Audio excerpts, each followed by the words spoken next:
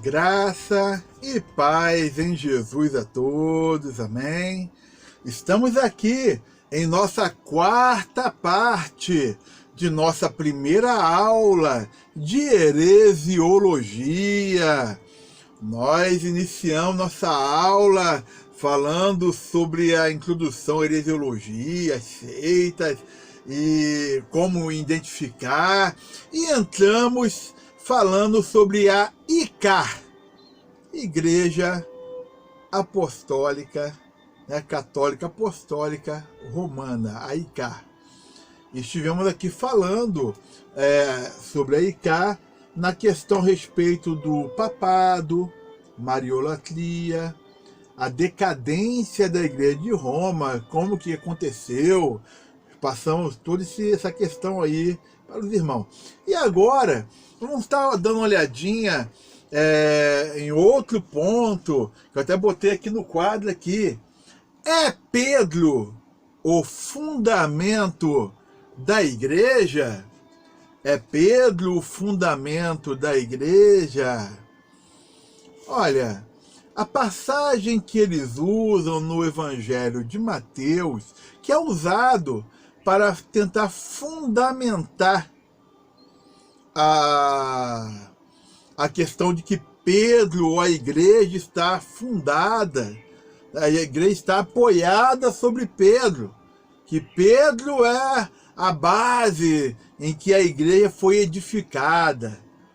Mas isso aí é um ensinamento da ICAR, não é um ensinamento da palavra de Deus. E se nós formos pegar como está escrito na palavra, no original, no grego, né? Então, Jesus fala com os discípulos, o que o pessoal aí fora aí fala que eu sou? Aí os discípulos respondem, Senhor, uns dizem que tu és o profeta, que tu és Elias, né? E assim vai. Aí Jesus falou assim, e vós, o que dizeis que eu sou? Que dizeis? Aí Pedro tomou a frente e falou, tu és o Cristo, o Filho do Deus vivo. Aí Jesus olhou para Pedro e falou, bem-aventurado és tu, Simão, Barjonas, porque não foi nem a carne e nem o sangue que te revelou isso, mas unicamente o meu Pai que está nos céus. E eis que tu és Pedro, e sobre esta pedra eu edificarei a minha igreja, e a porta do inferno, as portas do inferno, não prevalecerão contra ela. Quando você pega, basicamente, esse último versículo, a gente analisa, Jesus vai e fala assim, tu és Pedro, no grego, tá, vou botar aqui no quadro aqui, né, aqui na tela, tu és Petros, que significa fragmento de rocha, de pedra, pedrinhas. Então, tu és Petros. E sobre esta Petra, a palavra Petra significa rocha firme e inabalável. Quem é a Petra? A Petra é Jesus. Então, que fundamento é esse? O fundamento foi o que Pedro falou. O que Pedro falou? Tu és o Cristo, o Filho do Deus vivo. Ok? Aí Jesus olhou para Pedro e falou, tu és Petros, e sobre esta Petra, no grego é a palavra oikodomeso, né? Eu edificarei a minha eclesian, ou seja, a minha igreja, o meu ajuntamento. E as portas, lá no grego está adou, né? Esse Adol vem de Hades, a porta do mundo dos mortos. Não prevalecerão sobre a minha eclésia, ou eclésia, ok? Então, qual é o fundamento? É Jesus. Vamos dar uma olhadinha? Né?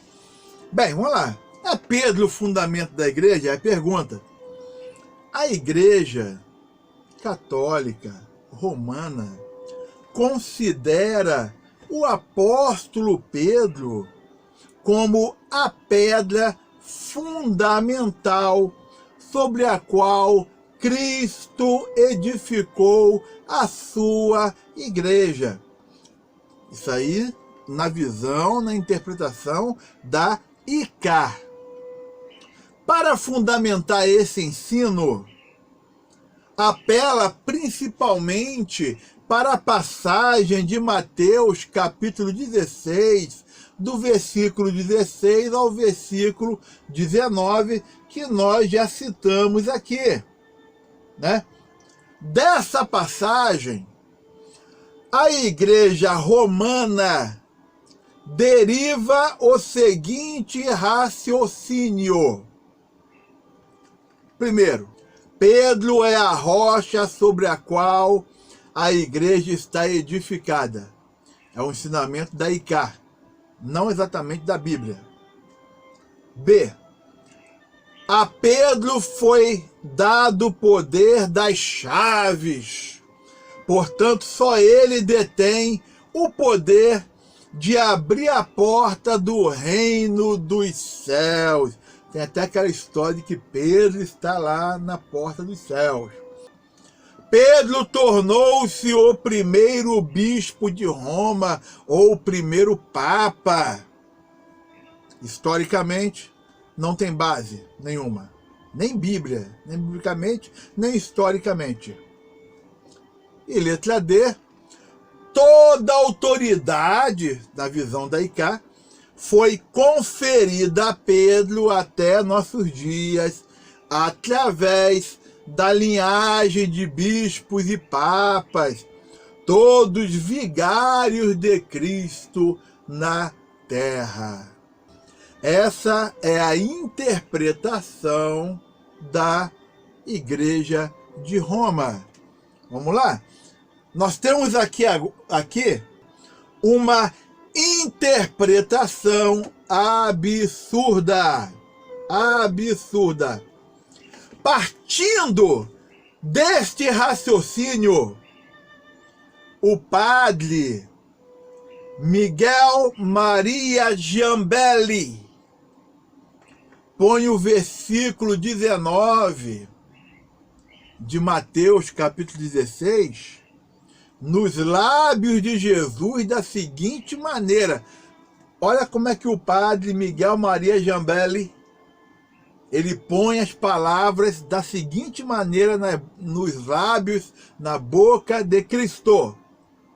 Nesta minha igreja, que é o reino dos céus aqui na terra, eu te darei também a plenitude dos poderes executivos, legislativos e judiciários, de tal maneira que qualquer coisa que tu decretares, eu a ratificarei lá no céu, porque tu agirás em meu nome e com a minha autoridade.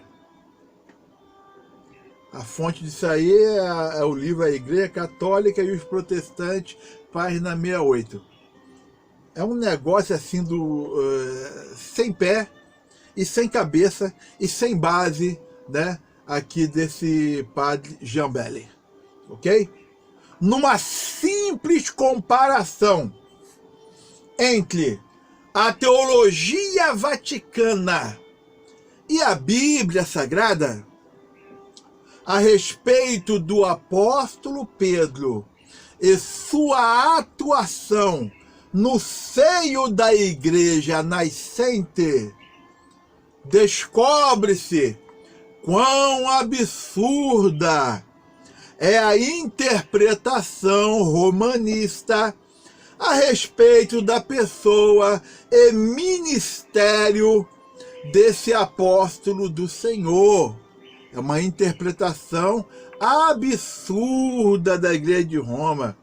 Mesmo numa despretensiosa análise do assunto, conclui-se que, primeiro, Pedro jamais assumiu no seio do cristianismo nascente a posição e as funções que a teologia católico-romana procura atribuir-lhe. Nós vamos estar falando daquilo que eu expliquei no início. O substantivo feminino Petra designa no grego uma rocha grande e firme.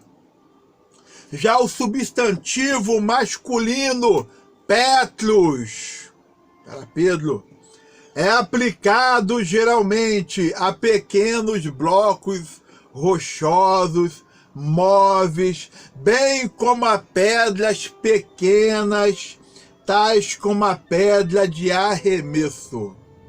Pedro é Petrus, bloco rochoso e móvel, e não Petra, rocha grande e firme.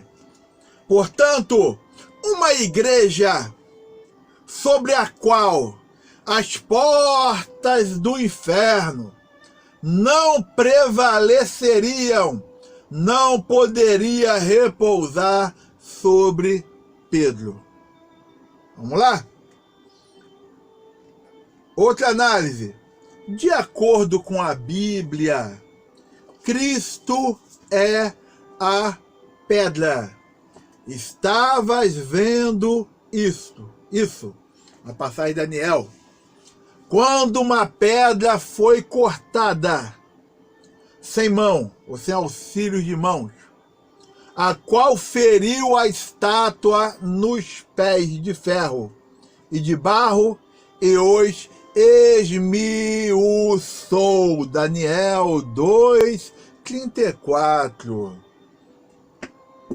Tem uma passagem agora de Efésios. Edificados sobre o fundamento dos apóstolos e dos profetas, de que Jesus Cristo é a principal pedra da esquina. Efésios, capítulo 2, versículo 20. Nestes versículos, pedra se refere a Cristo e não a Pedro. Inclusive, diz o apóstolo Pedro, ele escreveu: este Jesus é a pedra rejeitada por vós, os construtores, a qual se tornou a pedra angular. Temos aí Atos, capítulo 4, versículo 11, Marcos 12, versículo 10 e versículo 11, né? E se você desejar ainda, leia Romanos capítulo 2, versículo 20, Romanos capítulo 9, versículo 33, 1 Coríntios capítulo 10, versículo 4 e 1 Pedro capítulo 2, versículo 4. Temos um outro ponto a estarmos aqui analisando, que é a tradição e a Bíblia. Em 1929, sobre a Bíblia, escreveu o padre Bernard Conway: a Bíblia não é a única fonte de fé, como Lutero ensinou no século 16. Porque sem a interpretação de um apostolado divino e infalível, separado da Bíblia, jamais poderemos saber com certeza quais são os livros que constituem as Escrituras inspiradas, ou se as cópias que hoje possuímos concordam com os originais. A Bíblia, palavras do padre Benhard Conway, né? A Bíblia em si mesma não é mais do que letra morta. Olha que coisa, que heresia, né? Esperando por um intérprete divino. Ela não está arranjada de forma sistemática. É obscura e de difícil entendimento, como São Pedro diz de certas passagens das cartas de Paulo. Aí, continuando, tem umas passagens bíblicas que ele usa aí, né? O padre Benhard Conway, como ela está aberta à falsa interpretação. Além disso, certo número de verdades reveladas tem chegado a nós somente por meio da tradição divina, né? Tá aí The Question Box. É interessante, a tradição é posta dentro da teologia romana como algo de mesmo patamar da Bíblia, da Palavra de Deus, coisa que basicamente é uma heresia na compreensão. Ó, no compêndio do Vaticano II, lê-se o seguinte: não é através da Escritura apenas que a Igreja deriva sua certeza a respeito de tudo que foi revelado. Por isso, ambas, Escritura e tradição, no caso, devem ser aceitas e veneradas com igual sentido de piedade e reverência. Página 127 do Compêndio do Vaticano II. Irmãos, a partir do momento em que a Bíblia não é o suficiente, entendeu? Para trazer ou direcionar o homem à luz, aí o negócio fica difícil, meu irmão. O negócio fica difícil, minha irmã. Entendeu? Porque nós estamos entrando na área e no contexto da heresia, que é esse contexto de elevar a tradição romana como essencial para a compreensão das Escrituras. O que é um ensinamento herético, errado, fraudulento. Entendeu? Contrário ao contexto. Irmãos, a Bíblia Sagrada, o Evangelho de Jesus é simples e de fácil compreensão. Não precisa ser escondido de ninguém, conforme foi feito pela Igreja Romana durante muitos anos, não deixando o povo acessar a palavra. Ok? Vamos fazer o seguinte, vamos dar uma pausa por aqui e vamos dar continuidade. O Senhor abençoe a todos, graça e paz em Jesus. Amém.